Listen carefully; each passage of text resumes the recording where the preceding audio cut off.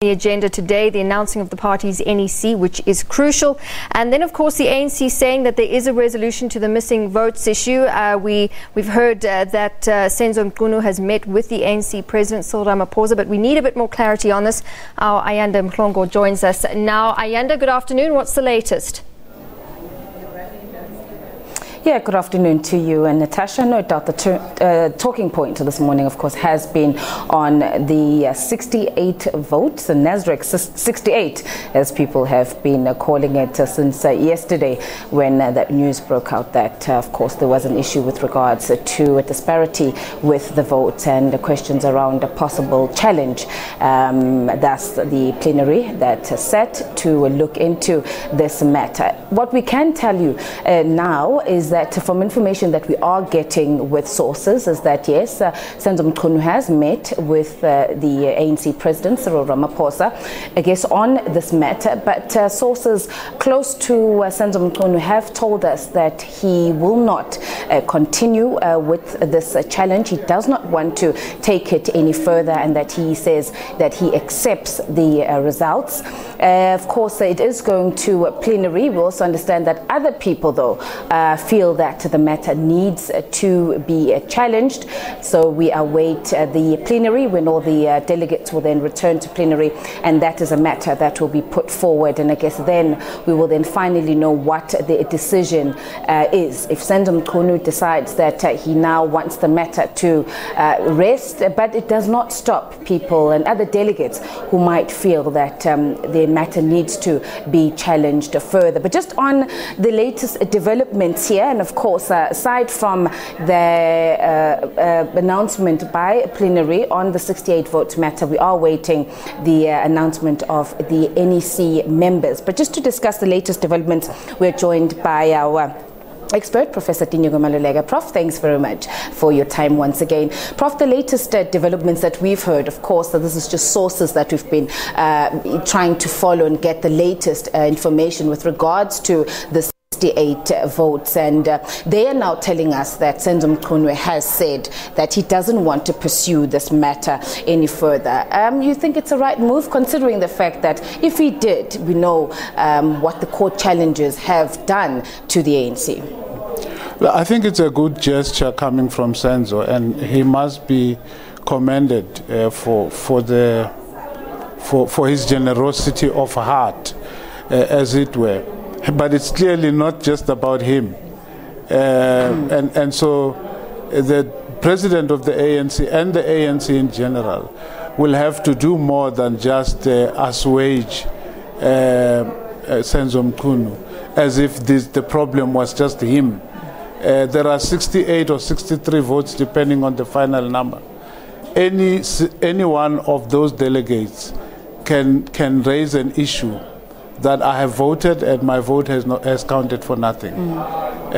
So I think it's a good start that Senzo has said this, and I think that they can build on this, but they need to find a solution that includes everyone.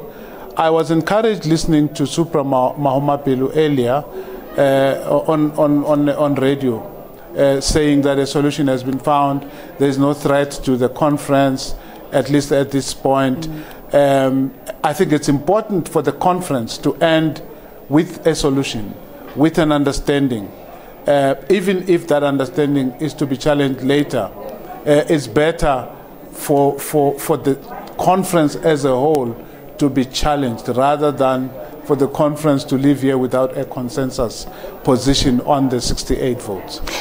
But again, Prof, as I've said, our sources saying that there is talk that some people are not happy and questioning the electoral processes, and there still remains that possibility. So it can't, I guess, be finalized, this matter. It could be 3 weeks from now. We could hear that delegates from a particular province are saying that they're taking the matter up. So I guess in this sense, the ANC can't rest and say that we've settled this matter, we've put it to bed, and that's it.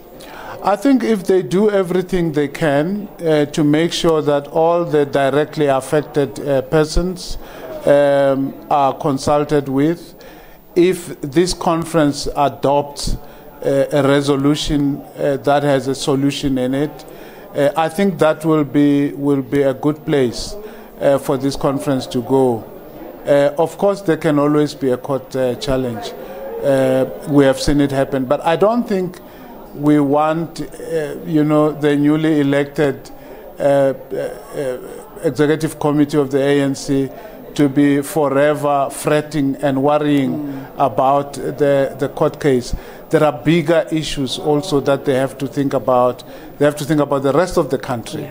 I mean, the 68 votes, the absence of women, the machinations that we have seen play out here. What do they mean for the ordinary South African who's hanging their hopes on the organization called the ANC? What does it mean for them? What does it mean for the ANC going towards the elections? Because that is the real challenge that the ANC is facing, when the rest of the country will have to decide whether the ANC is good enough to continue governing this country. And of course, speaking about that, Prof, we're also now waiting the closing, which will be ANC President Cyril Ramaphosa's first speech, and a lot is expected out of the speech, whether or not he definitely will touch on matters of unity going forward, matters of the economy. So this is a very, very important speech for him, Prof. It's, the speech he will make at the closing of the conference is as important as the State of the Nation address in many ways, although this is a party political affair. I can bet that many South Africans, non-members of the ANC, will be watching that speech, including our foreign friends, friends of South Africa, will be watching that speech. And more than just the content of the speech, they will be looking to see the tone of the speech, the sound of it, the demeanor of the president of the ANC as he delivers this speech will be as important as the content of the speech. And of course, the question of unity for the ANC is very important.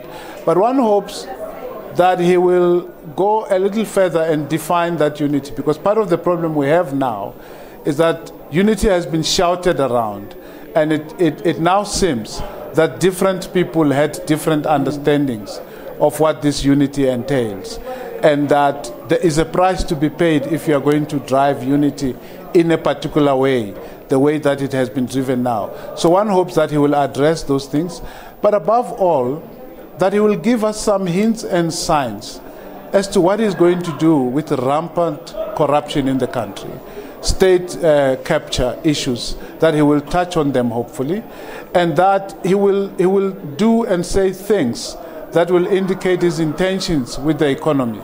Because our economy, for lack of a better word, it has been comatose for a long time. And there are threats of junk status that he needs to help us allay. So what he says about his plans for the economy will become very, very important. And of course, his ability to reach out to those ANC members who may not have wanted him as president will also be crucial. We're also now just moving forward, Prof, while we're obviously focusing on the votes, the NEC nominations, as well as President Ramaphosa's speech. But moving aside as well, the commissions have been going along. Delegates have been in discussion on ANC policies and programs, which is also quite important going forward, because this is where they formulate and decide on which direction the ANC is going to go. We will be getting media briefings, of course, from those and the outcomes of those commissions. But I guess organizational renewal, Prof, radical economic transformation, the commissions that dealt with matters around the economy, and the status, I guess, of the party, as some of the provinces, Prof, are still experiencing a lot of challenges. Although they came to conference, but they're leaving issues, branches on disarray in the provinces back home. So it's looking at the ANC and its direction in government, but also equally the ANC still has a lot to deal with internally and still needs to fix itself. Yes, issues, the issues that deal with the ANC as an organization, the organizational renewal issues are very, very important now, because does the ANC want to deal with the perception that it is a party that is no longer able to administer its own affairs competently. I mean, if you have so many disqualified branches, regions and provinces, you wonder. And then we have the 68 votes. It's an administrative issue. Maybe it's more a political issue than an admin issue, but there are also clearly many administrative issues. The integrity of the ANC process is in question at the moment, and I think we will listen very carefully to hear what plans they have to deal with that.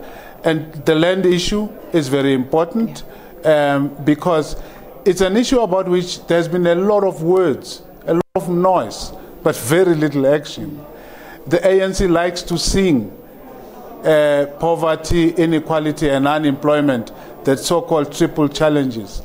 And my sense is that things have become worse on all three fronts. And I think it will be important to hear what will be done differently this time around. So those issues of the economy, issues of land, issues of that have to do with the ANC itself going forward become very, very important. Of course, education is also key, given the announcement that we will now have a fee-free education. And, you know, will the money be found, and can it be found on time? Does NSFAS have systems in place to deliver this new deal? Are universities ready? Will the students understand it well? Or have the universities and the students been set up for a proxy war that doesn't belong to either of them? You know, all of those things will need to be tackled. And what does it say about economic planning? If you have an announcement to do with free education, about which higher education in South Africa doesn't seem to know enough, about which NSFAS says we need more information, about which the higher education department cannot tell us how, at least for now, the debt, the NSFAS debt issue will be dealt with. So there are far more questions than answers. It's a very good thing. The intentions are noble. I think everyone appreciates that.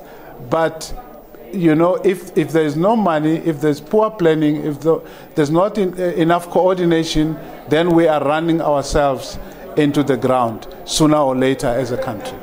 And while they may have the policies in place, Prof. Mangawong, but from Mangawong to now, some criticized the implementation. Some said, no, but we already had the policies. Our challenges were in the implementation of the policies, where you'd find in one sense, the government would say one thing, another department, those that work together, would say something else, will contradict. How then, this time around, Prof, does there need to be a focus on the implementation? Of course, the ANC will come up with the policies, but it has to go to government, where they will then need to make sure that they implement these policies. Yeah, that's why for now, the relationship between government and the ANC, especially the ANC under new management, will become very, very crucial. Because if that relationship is not managed well, we are in for a rough 18 months, 24 months. Because if the ANC goes this way and government goes that way, speaks this way and government goes that way, then we are in trouble. So it's very important for party and state to find one another, even at this time when the president of one is not president of the other. But what you say about implementation is very important. There is a sense in which, in large measure, Cyril Ramaphosa and his team do not really need to invent new policies. They don't need to find poetry and philosophy with which to bamboozle and mesmerize us. What they need to do is to implement the policies that have been, some of which have been repeated at every conference, and very little gets done. So if this new team can become a team that does and not simply speaks, that alone will be very helpful.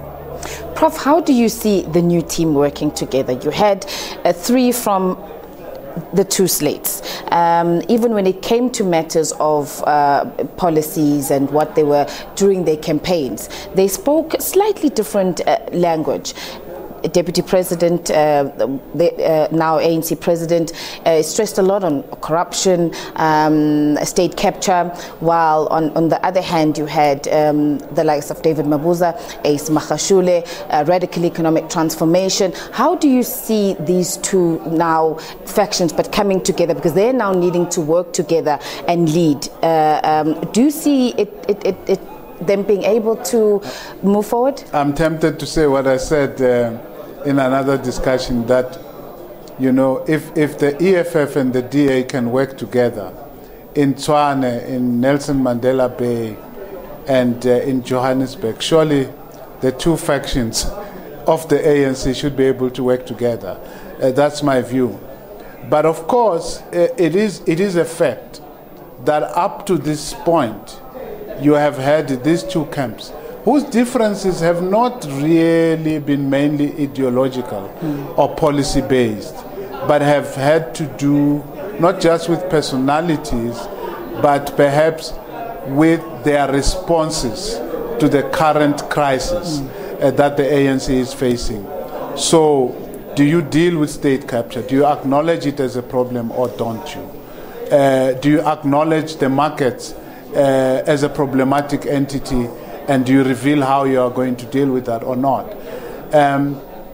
But, you know, I have a sense that these two camps may not last forever, in that no faction lasts forever. Factions tend to have a limited shelf life because they are established for a particular purpose. And the particular purpose here included the delivery of a certain slate, which has not happened. So it will not make sense for many of the people to continue along the paths they have been. In fact, indications are that the NDZ camp is already at war with one another at some level. The ANC Women's League was scathing about the men, which one assumes includes the men in their camp. And there are all sorts of accusations towards Didi Mabuza having sold out and so on. So the idea that we have solid camps, we have a draw, you know, a 3-3 draw in that squad, I think that those assumptions may be becoming irrelevant by the hour and by the day. Finally, Prof, they arrived at the conference and the message of the ANC was unity. They leave the conference now. There was a lot of talk that there would be chairs flying and there would be disruptions and there would be fights, you name it. But they've heeded the call. The delegates have heeded the call of their leaders. The conference ended without any conflict. But on the question of unity, they hope to leave as a stronger, more united party.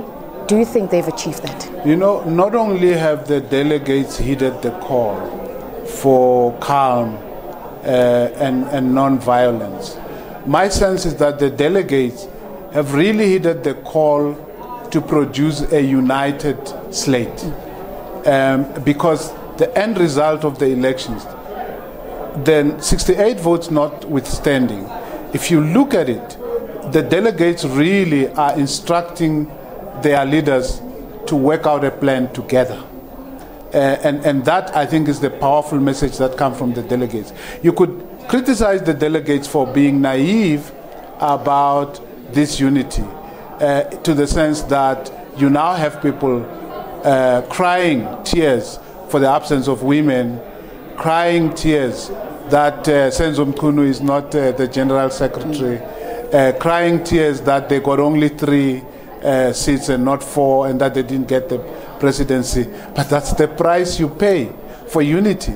And is the ANC willing to pay a price for the unity and work on credible unity, not manufacture an artificial kind of unity, because that will evaporate soon enough? Prof, thank you so much. It's always a pleasure to get your analysis on the developments here at NASREC. Of course, still a lot that is expected to take place. We're also waiting the 7 back-to-back media briefings from the commissions. Thereafter, it will be back to plenary, where will be the announcement, one on the decision, what the conclusion was on those 68 votes, as well as the announcement of the NEC, and then finally what Prof was talking about that everybody's eagerly awaiting to hear will be that all-important closing address by ANC President Cyril Ramaphosa. All right, we're going to leave things here for now. We're going to go take a short break, but do stay with us.